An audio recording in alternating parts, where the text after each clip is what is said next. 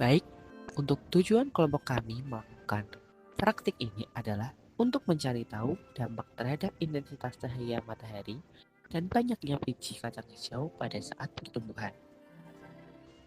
Selanjutnya ada rumusan masalah. Yang pertama, apakah intensitas cahaya berpengaruh terhadap pertumbuhan biji kacang hijau dengan media tanam kapas? Yang kedua, apakah terdapat perbedaan pertumbuhan antara kacang hijau yang mendapat intensitas cahaya penuh, sedang, atau bahkan tidak sama sekali? Untuk landasan teorinya, setiap tumbuhan memerlukan cahaya untuk pertumbuhan, karena cahaya sangat berperan dalam fotosintesis dan fotomorfogenesis. Biji tumbuhan yang berkecambah dan tumbuh di tempat yang gelap atau tidak ada cahaya ternyata tumbuhnya tidak normal dengan ciri tumbuh yang sangat cepat. Perawakan tumbuhan tampak tinggi dan ramping, batangnya lemah dan batang tidak berwarna hijau, tetapi pucat. Gejala ini disebut etiolasi. Di sini, kelompok kami mengira bahwa semakin tinggi intensitas cahaya yang diterima oleh biji kacang hijau, maka pertumbuhannya akan semakin optimal. Apakah benar? Yuk, kita cari tahu lewat praktikum kali ini. Untuk rancangan praktikum kali ini, yang pertama ada variabel percobaan. Untuk variabel bebas yaitu intensitas cahaya. Variabel kontrol, kapas sebagai media tanam, jumlah air, suhu, dan jenis biji, lalu ukuran cup. Variabel terikat, pertumbuhan biji kacang hijau meliputi tinggi, jumlah daun, warna daun. Yang kedua ada alat, yaitu gelas atau plastik transparan sebanyak 3 buah, lalu kapas, dan alat ukur tinggi tanaman. Di sini kelompok kami menggunakan penggaris.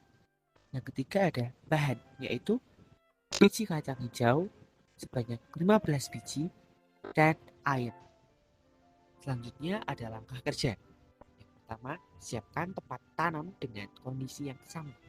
Yang kedua, tanam 5 biji kacang hijau di setiap tempat dengan media kapas.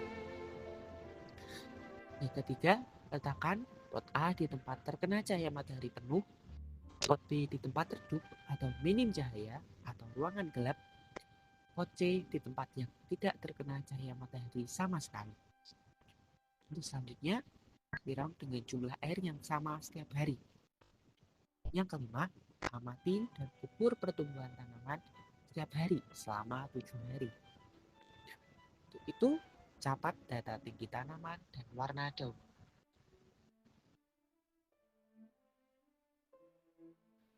Setelah 1 hari ditanam, biji kacang hijau mulai pecah kemudian tumbuh batang. Pada hari pertama hingga hari ketiga, pertumbuhan batang semakin memanjang. Baru dimulai di hari ketiga, mulai tumbuh daun. Daun yang tumbuh di 3 kondisi tersebut berbeda-beda. Di kondisi full cahaya matahari, daunnya berwarna hijau. Di kondisi ruang, daunnya berwarna hijau pucat. Kemudian di kondisi tanpa cahaya atau tanpa cahaya sama sekali, daunnya berwarna kuning. Kemudian hingga hari ke-7 pertumbuhannya rata-rata mencapai 7 cm hingga 8 cm. Ini menunjukkan bahwa rata-rata pertumbuhannya adalah 1 cm setiap harinya.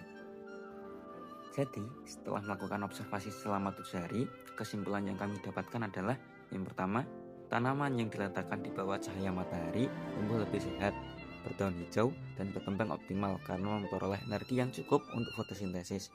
Kemudian, tanaman pada cahaya ruang tetap tumbuh, tetapi pertumbuhannya lambat dan kurang optimal dibandingkan dengan kondisi yang dengan penuh cahaya matahari karena intensitasnya lebih rendah. Sementara itu, tanaman yang diletakkan tanpa cahaya mengalami pertumbuhan memanjang atau etiolasi, berwarna pucat, lemah batangnya dan tidak berkembang dengan baik karena tidak mendapatkan energi yang cukup untuk berfotosintesis. Dengan demikian, semakin tinggi intensitas cahaya yang didapatkan oleh suatu tanaman, semakin baik pula pertumbuhan dan perkembangan tanaman pada kacang hijau. Thank you very much.